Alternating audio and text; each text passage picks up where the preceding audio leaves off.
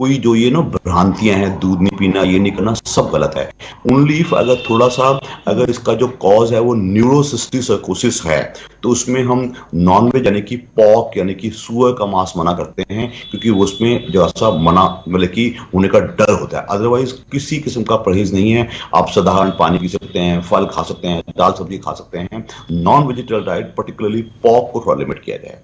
आपने कहा इसका ट्रीटमेंट क्या है? इसका treatment essentially anti epileptic drugs हैं, जो कि बहुत ही अच्छी दवाइयां हमारे पास आजकल मौजूद हैं। बहुत ही कम केसेस में किसी सर्जरी वगैरह की जरूरत पड़ती है। तो लेकिन सबसे बड़ी चीज होती है कि लोग बात, क्योंकि इसके जो कोर्सेज होते हैं नॉर्मली मिनिमम 3 to 5 years कहा जाता है, लेकिन लोग बाग इतनी जल्दी धीरज नहीं रखते। उससे पहले ही उनका वो दवाई टूट जाती है, भाई मैं भूल गया, मैं ये कर गया, वो कर गया। उससे पेशेंट को एक बार दोबारा दौरा पड़ गया तो then you count another 3 to 5 years after those. मैं से कई पेशेंट्स देखता हूं जिनको सुनने को मिलता है, कब से दवाई खा रहे हैं जी?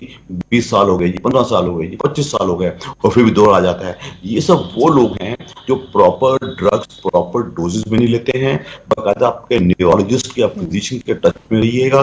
न्यूरोलॉजिस्ट बाकायदा उसको जो ड्रग का बायोअवेलेबिलिटी देखने के लिए उसका ड्रग एसे करवा सकता है, ड्रग टेस्ट करवा सकता है, कितनी डोज होनी चाहिए। अगर इस साइंटिफिक तरीके से हम इलाज करें तो मैं समझता हूं कि एपिलेप्सी ऐसी बीमारी नहीं है। दुनिया भर में ऐसे हजारों लाखों लोग हैं, मैं आपको बताऊं, जिनका ऊंचा नाम है, जो एपिलेप्सी के पेशेंट थे, लेकिन तब भी उन्होंने बड़े बड़े काम करके दिखाए हैं। तो मैं एपिलेप्सी के पेशेंट को प्रेरणा देना पसंद करूंगा, डरिएगा। एक बात मैं आपसे जानना चाहूंगी यहाँ पर, जिस तरह से एपिलेप्सी जो है वो 2 टाइप की होती है मिर्गी, 2 टाइप की होती है, आंशिक और पूर्ण। आंशिक और पूर्ण में डिफरेंस क्या है? किस तरह से पता चल सकता है कि कौन सी वाली बड़ा अच्छा सवाल पूछा है। समस्या यहाँ पेशेंट को है? जैसे पहले तो मैं बता दूं, आजकल जो नई साइंटिफिक टर्मिनोलॉजी है वो एपिलेप्सी शब्द को इस्तेमाल नहीं करती। आजकल नई टर्मिनोलॉजी सीजर डिसऑर्डर है। सीजर का मतलब दौरा पड़ना। तो उसमें जो जो आप कहने की कोशिश कर रही हैं, one is a generalised epilepsy. उसमें बकायदा पेशेंट बेहोश भी होता है, और पेशेंट को बकायदा दांत भी भींचे जाएंगे, और पेशेंट को हाथ पैरों में अकड़ाहट आएगी और रिदमिकल मूवमेंट होगी। ये जनरलाइज्ड डिसऑर्डर है।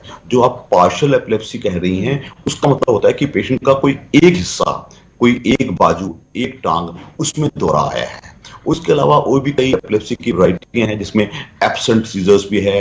पेशेंट बैठा है, एकदम वो देखेगा, एकदम एक ही दिशा में देखना शुरू कर जाएगा। ये दूसरे किस्म की एपिलेप्सीज हैं, जो मैं लोगों को कंफ्यूज करने के लिए आज बात नहीं करूंगा, लेकिन हमें पता होना चाहिए ऐसी एपिलेप्सीज भी हैं। जो आप पूछ रही हैं दैट इज ओनली जनरलाइज्ड और पार्शियल, जिसमें कोई एक अंग इन्वॉल्व है, बाकी हिस्से इन्वॉल्व नहीं है।